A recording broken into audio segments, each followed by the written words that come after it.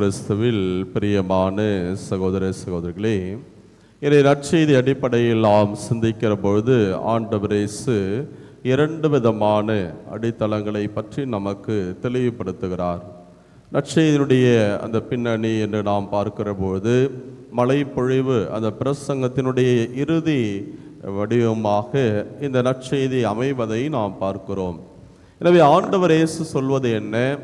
இந்த இரண்டு விதமான அடித்தளங்களை நம்முன் நிறுத்தி, பாறை மீது கட்டப்பட்ட வீடு, மணல் மீது கட்டப்பட்ட வீடு.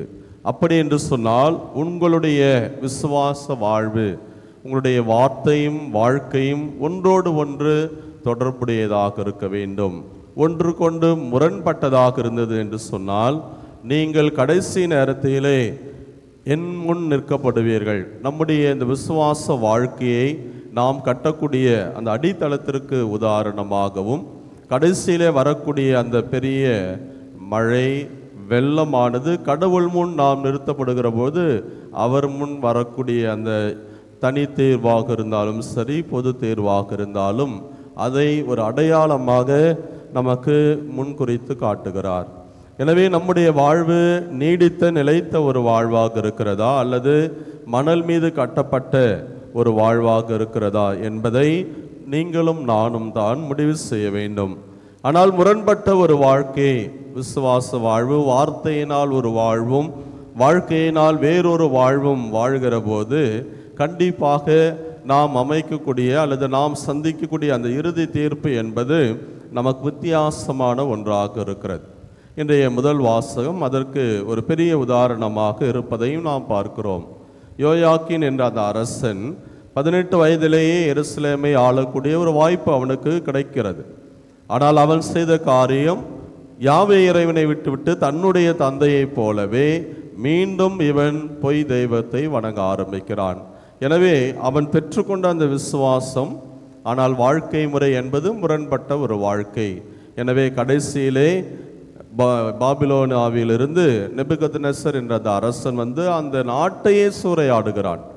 நாட்டை வெற்றி கொண்டதோடு அல்லாமல் அங்கிருந்த செல்வங்கள், சொத்து எல்லாவற்றையும் அபகரிக்கிறான். சிறந்த தொழிலாளர்களை எல்லாம் நாடு கடத்துகிறான். எனவே அந்த நாடே ஒரு அழிவை, பெரிய அழிவை சந்திப்பதை இன்றைய முதல் வாசகம் நமக்கு தெளிவுபடுத்துகிறது.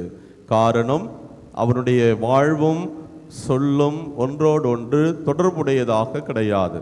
தந்தையை போல தான் பெற்றுக்கொண்ட அந்த நம்பிக்கை, யாவே இறைவனை தான் பின்பற்ற வேண்டும் என்று அந்த நியதி இருந்தாலும் அதை விட்டு தவறி தடம் மாறி போகிறான்.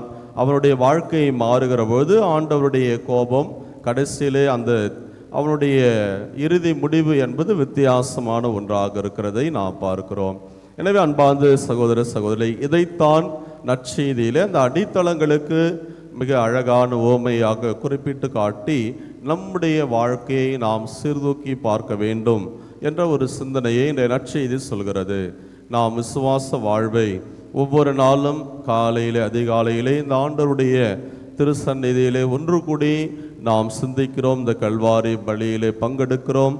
ஆண்டவருடைய அன்பு அன்னை, அந்த அன்னையினுடைய வல்லமையான பரிந்துரை, பாதுகாப்பை பெற்று நாம் விசுவாச வாழ்வில் நாம் வாழ்ந்து கொண்டிருக்கிறோம்.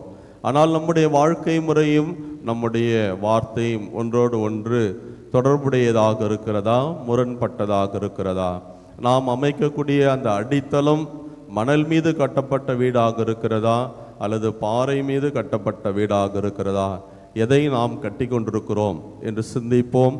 நம்முடைய வாழ்க்கையை நெறிப்படுத்த நாம் முயற்சிடுப்போம். அதற்கு தேவையான வரத்திற்காக ஜெபிப்போம். இறைவனை சின்னம நிறைவாக ஆசிர்வதிப்பாராக. ஆமேன்.